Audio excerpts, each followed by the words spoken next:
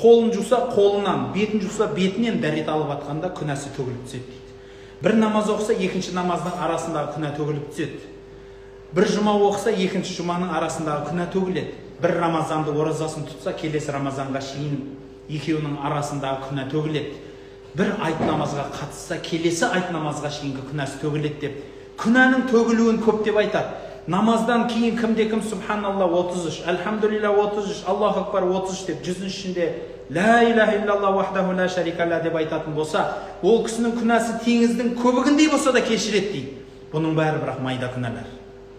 Ал ірі күнәларды аттарын атап, тәубе қылып, ей Құдайым, мен соған қайтып бармаймын, мен өзімді өзгертемін, мен аққа қарай қадам басамын, жаманнан қашамын деп сөз бермей, Алла кешірмейді дейді. Міне бүгін сол сөз беретін күн. Сол сөз беріп, күнәдан қашатын, тілімді ғайбаттан тыямын, қол аяғымды жаманшылықтан тыямын, көзімді құлағымды жаманшылықтан тыямын деп өзіңізге сөз беретін, сөзіңізде тұра білетін күн екен. Осы күнге жеткізген Аллаға мыңда бір шүкір. Дұға қылсақ, бисмиллахир-рахманир-рахим. Я Раббым Аллахым, барлық біліп білмеген үлкенде кішінде күнәларымызды кешір. Дерт, сырқат, ауырып атқан, науқасы бар адамдардың бүгін түнде, я Аллахым, шипасын тездетіп бергейсін.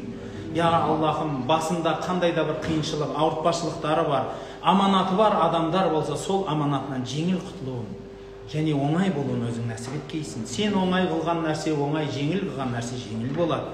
Я Раббым Аллахым, елімізге тыныштық, жұртымызға амандық бер. Мына басымыздағы ауыртпашылық, қиыншылық, дерттердің бәрін алып таста. Я Раббым Аллахым, осы түні қолын жайып, жалбарынып дұғаменен отырған адамның қандай да бір дұға тілектері болса, өзің қабыл еткейсін. Я Раббым Аллахым, исламға қуат бер, мұсылманға бірлік бер. Я Аллахым, кімде-кім біздің елге, исламға қандай да бір жамандық жасаса, сол жамандығын өз басына салғайсың, және бізді одан аман есен алып қалғайсың.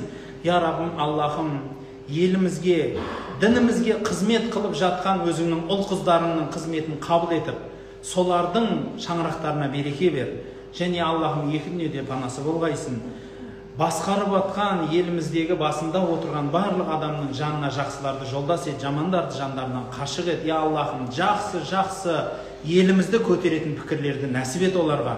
Я Раббым Аллахым, осындай бір ұлық түндерде медресемізге береке бергейсін. Медресемізде оқып атқан шәкірттерімізге береке бер, білімдеріне білім қос, Құрандарын жаттауын жеңіл ет. Я Раббым Аллахым,